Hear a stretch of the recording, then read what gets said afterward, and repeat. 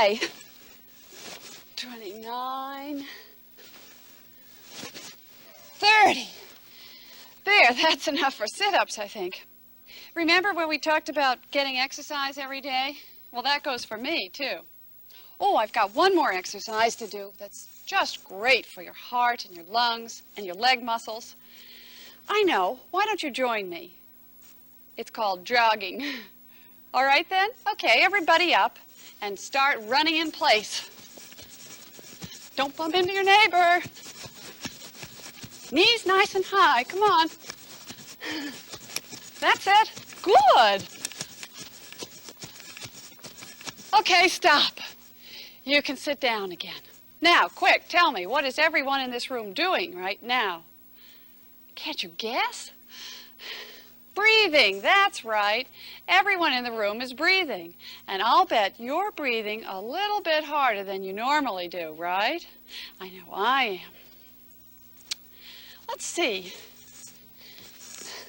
Can you stop breathing if you want to? I know you can hold your breath for a few seconds. Can you hold your breath while I say the alphabet from A to Z? Why not try it? Ready? Take a deep breath. A, B, C, D, E, F, G, H, I, J, K, L, M, N, O, P, Q, R, S, T, U, V, W, X, Y, Z. How many of you made it? Good, I see lots of you did. And weren't you glad to take your next breath? Now, what does this show us? Yes, it shows us that we have to breathe all the time. And since we have to breathe all the time, it's a good thing our body takes care of it for us. It's a little place back here in our brain that really takes care of it for us. Wouldn't it be a nuisance if when you got up in the morning, you had to say to yourself, let's see, oh yes, I must remember to breathe today. Why do you suppose you have to breathe? Why do you have to take this stuff, air, into your body? Maybe this will help show us.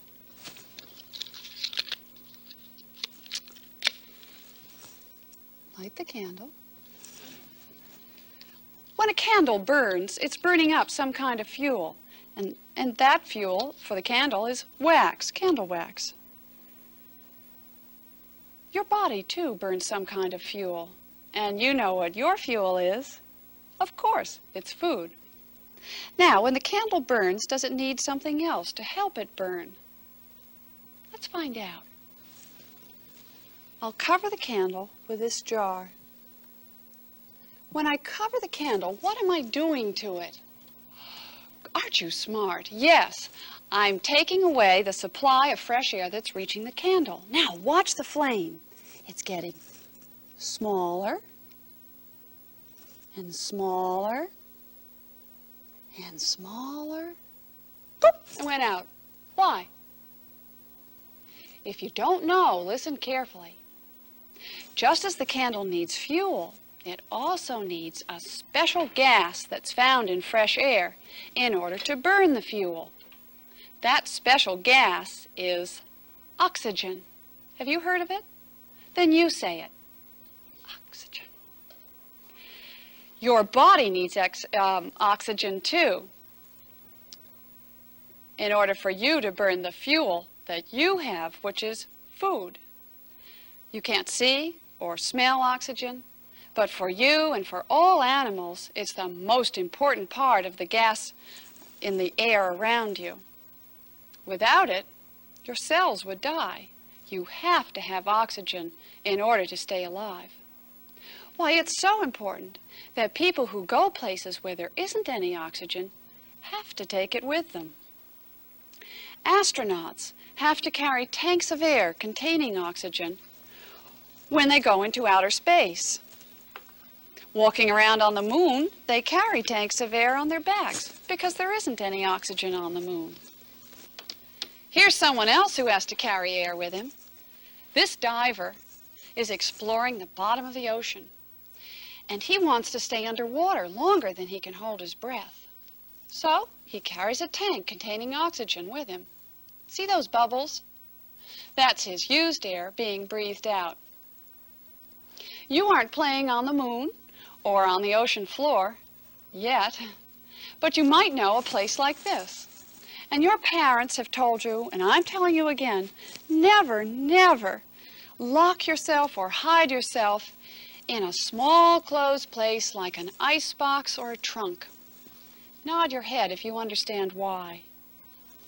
Yes, because there isn't much air inside any of these places. If you used up all the oxygen inside, then you would be in serious trouble. If oxygen is so important, how does it get into your body? Well, there are two ways, two doors for the air to get into your body. See if you can guess. Your nose and your mouth.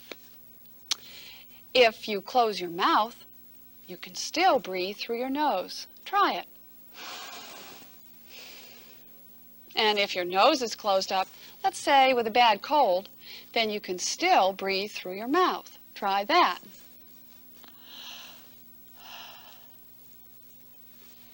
And where does the air that goes in these two doors go to after that? Does it go into your food tube? If it did, then it would go into your stomach, and you know that it doesn't go there. That's where your fuel goes. So, there must be another tube for the air to go down.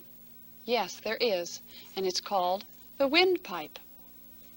All the air that you breathe in and out goes down and up the windpipe. You can feel the windpipe. Put your hands here. Feel those hard ridges? They're helping to hold the windpipe open. Oh, I know. Here's a model that will help explain and help show you what your windpipe really looks like. Now then, see this? That's your windpipe. See these rings here? They're helping to hold it open. Those were the hard ridges that you felt right here. Now this part, sitting up on top, is the voice box. Put your finger here, put your head back a little, and hum.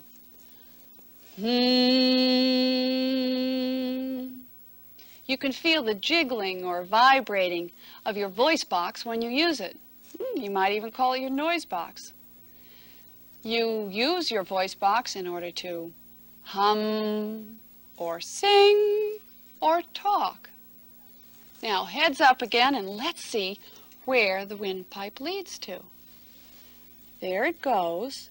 It branches like the trunk of a tree. It splits into two branches, with each one going into one of these pink soft organs called, do you know? Your lungs, right. I'll open one up.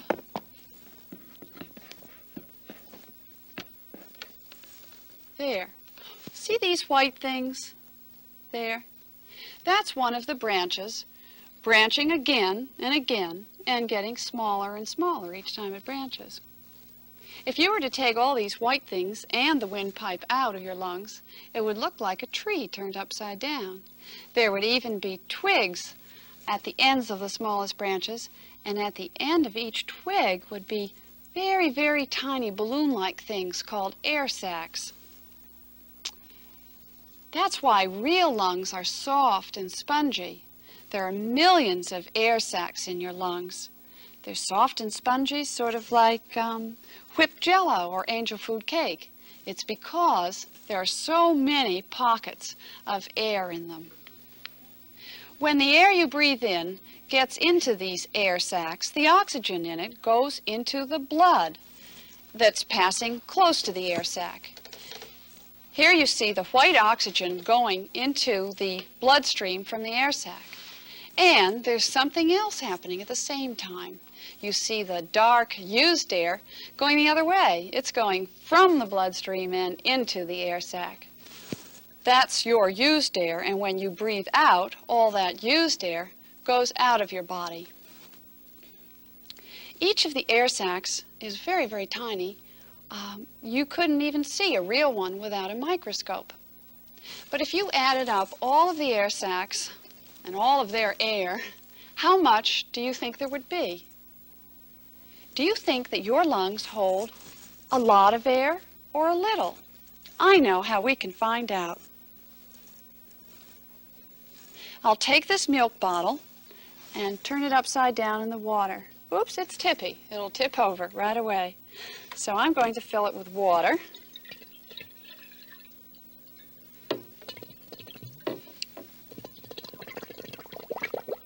Hear the air coming out?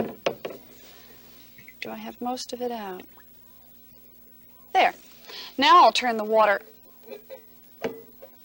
jug upside down, and it stands there without any trouble at all. Okay? Next, I'm going to take this rubber tube and put it inside the neck of the milk bottle. Shove it up pretty far, because you don't want it to come slipping out. And then take a deep breath and blow.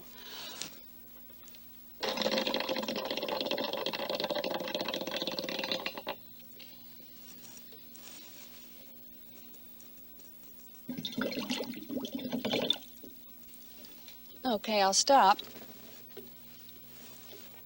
Now I'll cover the bottom of the milk bottle with my hand and lift the jar out.